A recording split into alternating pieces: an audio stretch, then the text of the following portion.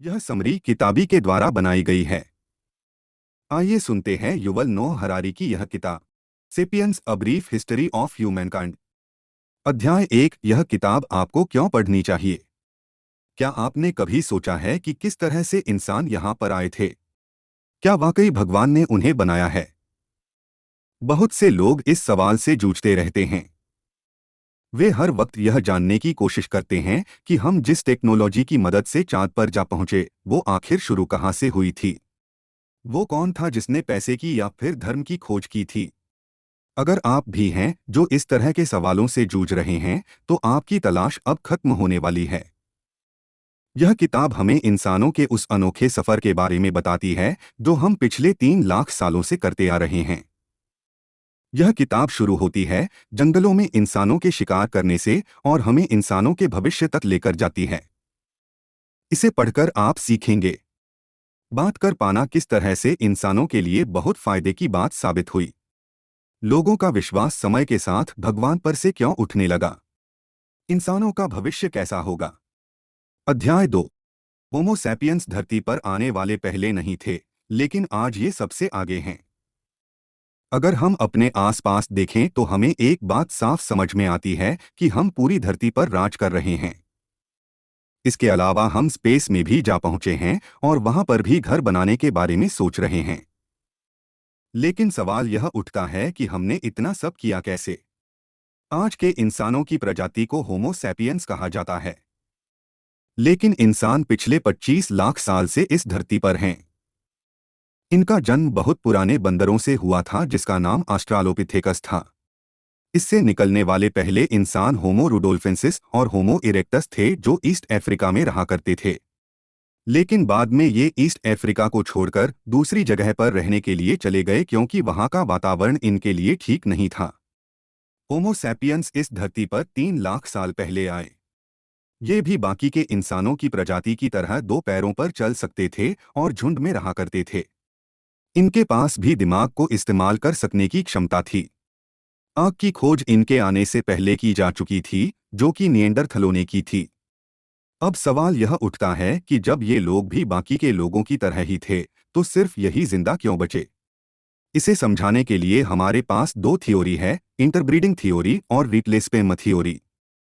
Interbreeding theory कहती है कि होमो सैपियंस बाकी के इंसानों के साथ जैसे नेंडरथलों के साथ मेटिंग करने लगे और इस तरह से वे 2 प्रजातियां एक में मिल गई। इसका हमारे पास सबूत भी है। यूरोप के लोगों के डीएनए का 1% से 4% भाग निएंडरथलों के डीएनए से मिलता है। रिप्लेसमेंट थ्योरी के हिसाब से होमो सैपियंस कुछ ज्यादा समझदार थे और उन लोगों ने बाकी की प्रजातियों को गायब होने पर मजबूर कर लिया। वे या तो उनका खाना छीन लिया करते थे या फिर उन्हें ही खा जाया करते थे या मार दिया करते थे। उस तरह से बाकी की प्रजातियां मर गई। दोनों ही थ्योरी सही मानी जाती है। ऐसा कहा जाता है कि होमो सैपियंस उन्हें मार भी दिया करते थे और उनसे मेटिंग भी किया करते थे। अध्याय 3। सोचने समझने की क्षमता को इस्तेमाल करके होमो सैपियंस पूरी धरती पर फैलने लगे। तो हमने देखा कि होमो सैपियंस ने बाकी की प्रजातियों को किस तरह से गायब होने पर मजबूर किया। लेकिन वे ऐसा कैसे कर पाए? इसका जवाब है कॉग्निटिव रेवोल्यूशन। लगभग 70,000 साल पहले होमो सैपियंस के दिमाग में कुछ खास बदलाव आने लगे। इस बदलाव से वे अब कुछ ज्यादा समझदार हो गए। अब वे एक दूसरे से बात करने के काबिल हो गए थे, जिससे उन्होंने बड़े झुंड बनाए और साथ मिलकर शिकार करने लगे। वे अब ज्यादा बेहतर हथियार बनाने लगे थे और उनके इस्तेमाल से वे जानवरों को आसानी से मार दिया करते थे। इन सभी खूबियों की वजह से होमो सैपियंस को खाना हमेशा मिल जाया करता था। वे किसी भी जानवर को खोजकर उनका शिकार कर लिया करते थे, जबकि दूसरी प्रजातियां ऐसा नहीं कर पाती थी। जब वातावरण बिगड़ने लगा तो होमो सैपियंस एक जगह को छोड़कर दूसरी जगह आराम से जा सकते थे और वहां पर जाकर रह सकते थे। एक सैंपल के लिए जब वे अमेरिका के लिए निकल रहे थे तो उन्हें रास्ते में बहुत ठंड भरी आर्कटिक रीजन से होकर जाना पड़ा। यहाँ पर वे बड़े बड़े जानवरों का शिकार करके उनकी चमड़ी से कपड़े बनाने लगे और उसे पहनकर वे खुद को ठंड से बचाने लगे। इस तरह से उन्होंने अपना पेट भरा और खुद को गर्म रखा। इसके बाद वे यूरोप, एशिया और ऑस्ट्रेलिया में भी जाकर रहने लगे और वहां के जानवरों का शिकार करने लगे। लेकिन उनके इस तरह से हर जगह जाने से बहुत से जानवर गायब होने लगे थे। एक सैंपल के लिए 50,000 साल पहले ऑस्ट्रेलिया के ग्राउंड स्लॉथ 20 फुट लंबे हुआ करते थे, लेकिन इंसानों के आने के कुछ हजार साल बाद वे गायब हो गए। अध्याय 4। एक दूसरे से बात करने की क्षमता ने होमो सैपियंस की जिंदा रहने में बहुत मदद की। होमो सैपियंस के लिए भाषा का इस्तेमाल करना सबसे फायदेमंद साबित हुआ। इससे उन्हें एक झुंड में मिलजुल कर साथ काम करने की ताकत मिली, जिससे कि वे बहुत आगे तक जा सके। एक सैंपल के लिए जब वे एक दूसरे से बात करने लगे तो वे अपने शिकार करने के तरीकों को एक दूसरे को बताने लगे। इस तरह से वे जानकारी का लेन देन करने लगे और बहुत सारे दिमाग एक साथ आकर मिल गए। इसके अलावा वे अपने बच्चों को यह सिखा पाते थे, जिससे उनके बच्चों को अपने पिता के जिंदगी भर का अनुभव सिर्फ कुछ सालों में मिल जाता और वे उसके आगे के अनुभव को लेना शुरू करने लगे। अगर किसी एक को यह पता लग जाए कि खाना कहाँ पर रखा है, तो वो बाकी सभी को बता सकता था, और अगर किसी एक को पता लग जाए कि कोई खतरनाक जानवर कहाँ पर छिपता है, तो वो बाकियों को बताकर उनकी जान बचा लेता था। इस तरह से वे बहुत सुरक्षित रहने लगे। इसके अलावा वे खुद को बहुत बड़े झुंड में रख सकते थे और उनके साथ अच्छे रिश्ते बनाकर साथ काम कर पाते थे। ऐसा इसलिए क्योंकि वे एक दूसरे से बात कर पाते थे और तेजी से वे एक दूसरे को अच्छे से समझ पाते थे। उन्होंने बहुत से रीति रिवाज और धर्म बनाए। उन्होंने भगवान बनाए। इन सभी बातों को मानने वाले लोग एक झुंड का हिस्सा बन जाते थे। इस तरह से उनमें बहुत सी बातें मिलने लगती थी। इसका मतलब रीति रिवाजों के इसी अंधविश्वास ने हमें आज तक जिंदा रखा है, क्योंकि ये हमें जोड़कर रखते थे। इसके अलावा बहुत से जानवर हैं जो झुंड में रहा करते हैं, जैसे कि मधुमक्खियां। लेकिन वे बदलते माहौल के साथ खुद को ढाल नहीं पाती और ना ही किसी मौके का फायदा उठा पाती हैं। बंदर भी साथ रहा करते हैं, लेकिन क्योंकि वे एक दूसरे से अच्छे से बात नहीं कर पाते, वे बड़े झुंड नहीं बना पाते और इस तरह से होमो सैपियंस के मुकाबले पीछे हैं। सिर्फ होमो सैपियंस ही ऐसे हैं जो खुद को गांव, शहर, राज्य या देश जितने बड़े ग्रुप में बांधकर रख सकते हैं, और उसका फायदा आज हमें देखने को मिल रहा है। अध्याय 5। होमो सैपियंस ने जब खेती करना सीखा तो उनकी जनसंख्या बहुत तेजी से बढ़ने लगी। काफी समय से होमो सैपियंस सिर्फ शिकार करके खाना खाया करते थे, लेकिन जब उन्होंने खेती करने का तरीका सीखा तो वे किसान बन गए और उन्होंने शिकार करना कम कर दिया। साथ ही वे जानवर भी पालने लगे। लेकिन उन्होंने ऐसा क्यों किया, यह जानना मुश्किल है। सबसे पहले तो शिकार करने के बहुत से फायदे थे। खेती करना एक मुश्किल काम था। एक किसान को अपने खेत में पूरा दिन काम करना होता था और फसल उगाने में कुछ महीनों का समय लगता था। दूसरी तरफ शिकार करना सिर्फ कुछ घंटों का काम था। शिकार करके वे अलग अलग जानवरों को खा सकते थे। उनके पास बहुत से ऑप्शन थे। लेकिन खेती करने पर वे सिर्फ कुछ फसल ही उगा पाते थे। इसके अलावा वे जो फसल उगाया करते थे, उन्हें पचाने में उन्हें परेशानी होती थी। गेहूं जैसी चीजें हम अच्छे से पचा नहीं पाते थे और इसमें इतना ज्यादा पोषण भी नहीं था। दूसरी तरफ मछलियां, फल और दूसरे जानवरों में बहुत प्रोटीन मिलता था।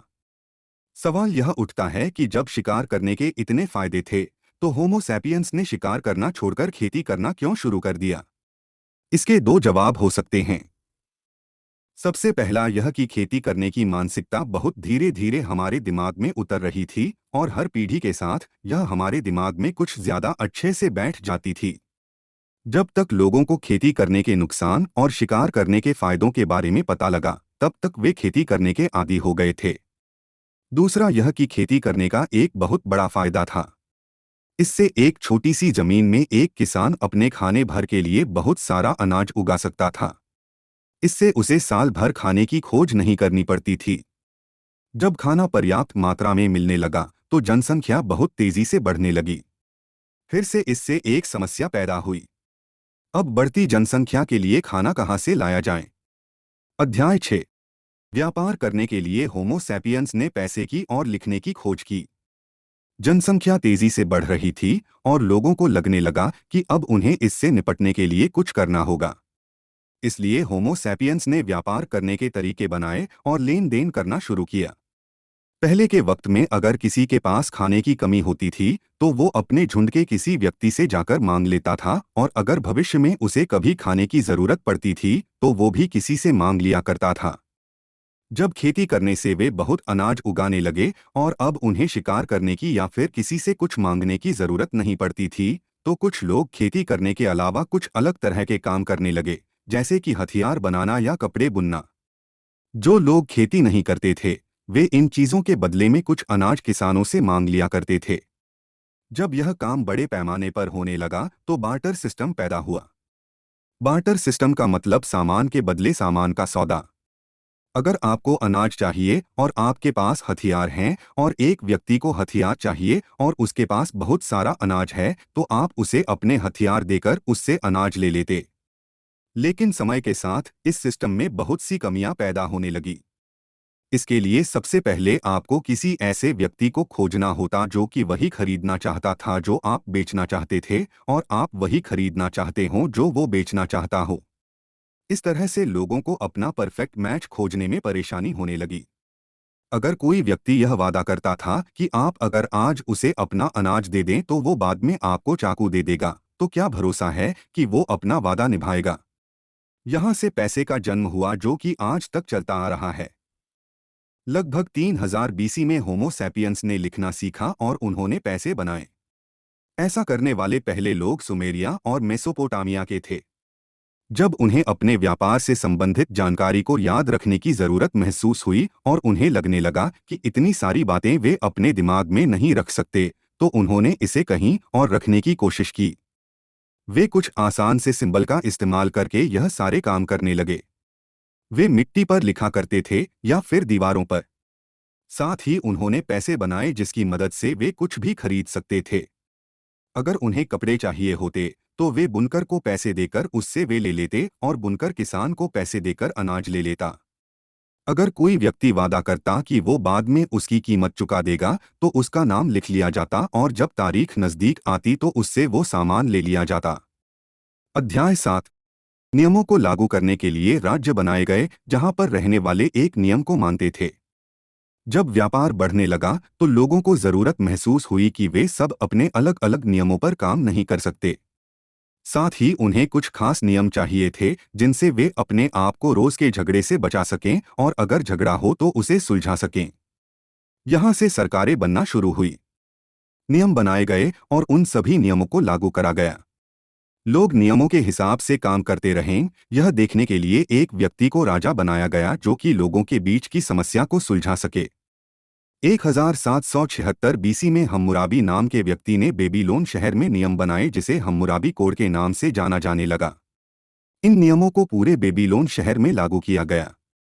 क्या किया जाना चाहिए, क्या नहीं किया जाना चाहिए, बार्डर के क्या नियम है, व्यापार के क्या नियम है, यह सब कुछ हम्मुराबी कोड में लिखा गया। लेकिन सवाल यह उठता है, लोग इन नियमों को मानेंगे क्यों? इसके लिए धर्म को लाया गया। जब लोगों को लगता था कि भगवान ने किसी व्यक्ति को उन पर राज करके उन्हें सही रास्ता दिखाने के लिए भेजा है, तो वे उसकी बात आसानी से मान लिया करते थे। इसके लिए हम्मुराबी ने कहा वो भगवानों द्वारा उन पर राज करने के लिए चुना गया है, और इस तरह से मेसोपोटामिया के लोग उसकी बात मानने लगे। जब साम्राज्य बढ़ने लगे तो उसके साथ ही धर्म की ताकत भी बढ़ने लगी। लोग भगवान के नाम पर डर जाया करते थे और राजाओं की बात मान लिया करते थे। यह सुनने में कुछ अजीब लगता है, लेकिन इसी अजीब चीज ने उन दिनों समाज में सुख शांति बनाकर रखा था। लोग इससे मिलजुल कर रहने लगे और अच्छे से काम करने लगे। अध्याय 8। समय के साथ लोग भगवान को छोड़कर खुद पर निर्भर रहने लगे। पहले के वक्त के होमो सैपियंस खुद पर भरोसा नहीं करते थे। उन्हें लगता था कि उनके हाथ में कुछ भी नहीं है और जो कुछ भी हो रहा है वो भगवान के भरोसे हो रहा है। उन्हें नहीं लगता था कि वे कुछ कर सकते थे, इसलिए वे कुछ करते भी नहीं थे। वे सिर्फ बैठकर इंतजार करते थे। लेकिन 16वीं और 17वीं शताब्दी में हालात बदल गए। कुछ लोगों ने साइंस की मदद से अलग अलग तरह की खोज की और यह कर दिखाया कि सब कुछ भगवान के हाथ में नहीं है। यहाँ से लोगों को यह एहसास होने लगा कि वे खुद के लिए कुछ कर सकते हैं और यहाँ से टेक्नोलॉजी का विकास होने लगा। एक सैंपल के लिए चाइल्ड मार्टेलिटी रेट को ले लीजिए। बहुत से बच्चे अपना पहला जन्मदिन मनाने से पहले मर जाया करते थे। लेकिन जब अलग अलग तरह की दवाइयों की खोज की जाने लगी तो इससे चाइल्ड मार्टेलिटी रेट में काफी सुधार हुआ। इसके बाद 1000 में से सिर्फ एक का ही बच्चा 1 साल के अंदर मरता था। धीरे धीरे वे लोग खुद को बेहतर बनाने के लिए अलग अलग तरह के तरीके अपनाने लगे।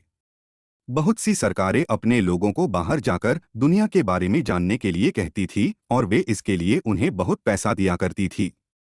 इसके अच्छे एग्जाम्पल हैं क्रिस्टोफर कोलंबस। लोगों का मानना था कि दुनिया चपटी है, लेकिन कुछ लोगों को समुद्र पार करने की बहुत जिज्ञासा थी। ऐसे में कोलंबस को कैस्टील के राजा ने बहुत पैसे दिए ताकि वो जाकर यह पता लगा सकें कि समुद्र के उस पार क्या है। जब कोलंबस ने अमेरिका की खोज की तो वहां से उन्हें बहुत फायदा कमाने को मिला। इस तरह से उनकी इकोनॉमी सुधरने लगी। इसी तरह से ब्रिटिश सरकार ने जेम्स कुक को दक्षिणी पैसिफिक समुद्र में जाकर पता लगाने के लिए कहा कि उसके उस पार क्या है। यहाँ पर ऑस्ट्रेलिया और न्यूजीलैंड की खोज हुई। उन्हें भी इससे बहुत फायदा कमाने को मिला। अध्याय 9। समय के साथ लोग पैसों की ताकत को समझने लगे और भगवान की ताकत पर से उनका भरोसा उठने लगा। जब इंसानों को लगने लगा कि वे अपनी जिंदगी में होने वाली बहुत सी चीजों को काबू कर सकते हैं और विज्ञान की मदद से इस दुनिया को समझ सकते हैं, तो उन्होंने भगवान पर भरोसा करना कम कर दिया। यह यूरोप के लोगों की देन थी, क्योंकि वे ही थे जो सबसे पहले पूरी दुनिया पर राज करने निकले थे और उन्होंने अपनी सभ्यता को हर जगह फैला दिया। हम आज भी उनकी सभ्यता के हिसाब से जीते हैं। यूरोप के लोगों ने अपने कायदे कानून और अपने जैसी सरकार को हर जगह पर लागू करना शुरू किया। इसमें उनका सबसे बड़ा योगदान था पूंजीवाद, यानी कि पैसे की ताकत को समझना और उसका इस्तेमाल करना। वे पहले थे जिन्होंने पैसे से अपनी जिंदगी को आसान बनाने की कोशिश की और आज पूरी दुनिया लगभग पैसे के पीछे ही भाग रही है। इसके पहले लोगों का मानना था कि मरने के बाद उन्हें स्वर्ग मिलेगा अगर वे अच्छे काम करेंगे तो। उनका मानना था कि उन्हें यहाँ पर किसी तरह के एग्जाम के लिए भेजा गया है और जो ज्यादा से ज्यादा अच्छे काम करके जितने ज्यादा नंबर लाएगा वो पास हो जाएगा। लेकिन बाद में लोग पैसों की मदद से धरती पर ही स्वर्ग को लाने लगे। तरह तरह की चीजें उनके लिए आराम का काम करने लगी और उन्होंने खुद काम करना कम कर दिया। विज्ञान ने धर्म से संबंधित बहुत सी बातों को गलत साबित कर दिया है। अब लोगों का मानना है कि धरती का जन्म बिग बैंग थ्योरी के हिसाब से हुआ और यहाँ पर जिंदगी डार्विन्स थ्योरी ऑफ इवोल्यूशन के हिसाब से पैदा हुई। जैसे जैसे लोगों का विश्वास स्वर्ग पर से उठ रहा है, वैसे वैसे वे अपनी जिंदगी को आरामदायक बनाने के लिए पैसे के पीछे भाग रहे हैं। इस तरह से पूंजीवाद फैला जा रहा है, जिसकी शुरुआत यूरोप के लोगों ने की थी। अध्याय 10। ग्लोबलाइजेशन की वजह से आज की दुनिया में बहुत शांति है। जब से इंसानों ने खेती करना सीखा, उस वक्त से वे एक दूसरे से लड़ते आ रहे हैं। दूसरे वर्ल्ड वार तक लगभग कहीं न कहीं हर वक्त युद्ध होता रहता था और एक ना एक देश खत्म होते रहते थे। शक्तिशाली देश कमजोर देशों को दुनिया के नक्शे से मिटा दिया करते थे। लेकिन 1945 के बाद से ऐसी एक भी घटना देखने को नहीं मिली है। आखिर यह कैसे हुआ? इसका एक सीधा सा जवाब है ग्लोबलाइजेशन। आज के वक्त में हर देश किसी दूसरे देश पर किसी ना किसी चीज के लिए निर्भर रहता है। हर देश की कंपनी किसी दूसरे देश में जाकर व्यापार करती है, जिससे दोनों देशों का फायदा हो रहा है। इसलिए दुनिया भर के लीडर आज ज्यादा से ज्यादा शांति बनाकर रखने की कोशिश कर रहे हैं ताकि उनके देश का सारा काम अच्छे से होता रहे। आज के वक्त में अगर किसी एक देश के हालात खराब होते हैं तो उसका असर बहुत से दूसरे देशों पर पड़ता है। इसलिए हर देश दूसरे देशों की मदद करने के लिए तैयार है और इस तरह से युद्ध बहुत कम होने लगे हैं। 20वीं और 21वीं शताब्दी अब तक की सबसे शांति भरी शताब्दी रही है। हालांकि बहुत से लोगों का मानना है कि ग्लोबलाइजेशन की वजह से बहुत सी सभ्यताएं खत्म हो रही हैं, क्योंकि अब बहुत सी अलग अलग सभ्यताएं आपस में मिलने लगी हैं। लोग एक जगह पर रहते तो हैं, पर उनके विश्वास बहुत अलग अलग हैं। लेकिन इन सभी इल्जामों के बाद भी दुनिया में आज बहुत शांति है। जब इंसान ने खेती करना सीखा था, उस वक्त लगभग 30% आदमी किसी तरह के हिंसा के शिकार हुआ करते थे। लेकिन आज के वक्त में यह घटकर 1% तक आ गई है। ऐसा इसलिए हो पाया क्योंकि आज हमने तरह तरह के कानून बनाए हैं और लोग उस कानून को मान रहे हैं। इसके अलावा हमें आज के वक्त में शांति बनाकर रखने की बहुत ज्यादा जरूरत है, क्योंकि अगर आज युद्ध शुरू हुआ तो यह दुनिया का अंत होगा। अध्याय 11। होमो सैपियंस ने बहुत तरक्की की, लेकिन उनकी खुशी पहले के मुकाबले कम हो गई है। अब हम सबसे जरूरी सवाल पर ध्यान देते हैं। हमने इतनी सारी तरक्की की, जंगलों में जानवरों का शिकार करने और खतरनाक जानवरों से बचने से लेकर आज हम अपने फोन से खाना ऑर्डर करने और अपने बेड पर शांति से सोने तक आ गए हैं। लेकिन क्या इतनी सारी सुविधाओं से हमारी खुशी पर कुछ असर हुआ है? क्या हम पहले से ज्यादा खुश हैं? इसका जवाब शायद नहीं है। अगर हम साइकोलॉजिस्ट की माने तो इससे कोई फर्क नहीं पड़ता कि हमारी जिंदगी में कितने बड़े बदलाव आते हैं, कुछ वक्त के बाद हमारी खुशी उसी लेवल पर लौट आती है। एक एवरेज व्यक्ति की जिंदगी में खुशी के मामले में कुछ खास सुधार नहीं हुआ है। अगर आपके घर में किसी की मौत हो जाए तो कुछ महीनों तक आपको लगेगा उनके ना होने की कमी आपको जिंदगी भर तकलीफ देगी, लेकिन उसके बाद आप फिर से अपनी खुशी के लेवल पर वापस आ जाएंगे। ठीक इसी तरह से अगर आपकी नई नई शादी हो जाए तो कुछ वक्त तक आपको सब कुछ अच्छा लगेगा, लेकिन उसके बाद फिर से आप अपने लेवल पर वापस आ जाएंगे। इसका मतलब हमने भले ही बहुत तरक्की कर ली हो, लेकिन हम पहले से ज्यादा खुश नहीं हैं। लेकिन अगर हम पूरे समाज की बात करें तो कुछ लोग हैं जो पहले से कुछ ज्यादा खुश हो चुके हैं। एक सैंपल के लिए गोरे लोग जो पहले के वक्त में बहुत सारे पैसे इकट्ठा करके आज आगे बढ़ गए हैं, वे आज सबसे ज्यादा सुविधा में जी रहे हैं। लेकिन काले लोग या महिलाएं जिनके ऊपर पहले के वक्त से लोग राज करते आए हैं, वे अभी इनके मुकाबले बहुत पीछे हैं। लेकिन खुशी की बात यह है कि आज के वक्त में बहुत से लोगों को यह मौका मिल रहा है कि वे भी सबकी तरह हर मौके का फायदा उठा सकें। आज के हालात पहले से बेहतर हैं। अध्याय 12।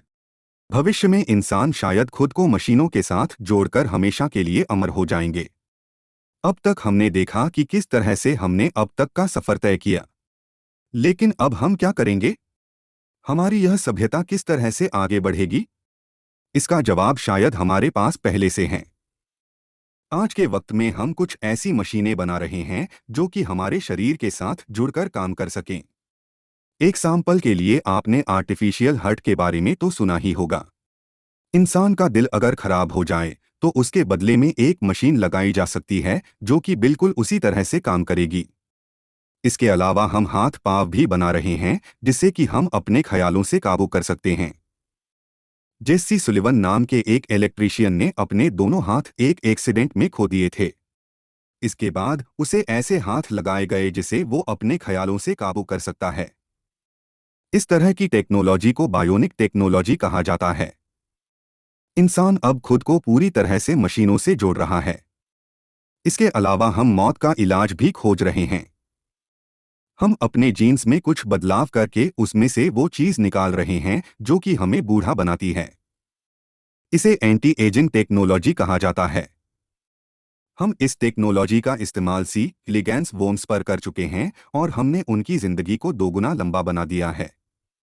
चूहों पर भी इस एक्सपेरिमेंट को कामयाब बनाने के हम काफी करीब हैं, लेकिन हम इसका टेस्ट इंसानों पर नहीं कर पा रहे हैं।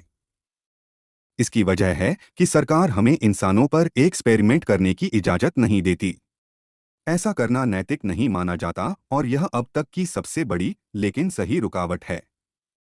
लेकिन यह रुकावट हमेशा के लिए नहीं रह सकती। इन दो टेक्नोलॉजी की मदद से हम खुद को अमर बना सकते हैं।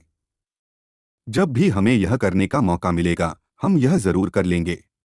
शायद आने वाले वक्त में हम आधे इंसान और आधे मशीन हो जाएंगे। इस समाज की एक झलक हमें एक Hollywood movie the ghost in a shell में देखने को मिल गई है। अध्याय 13 सारांश। होमो सैपियंस पिछले 3 लाख सालों से इस धरती के सबसे समझदार जानवर रहे हैं।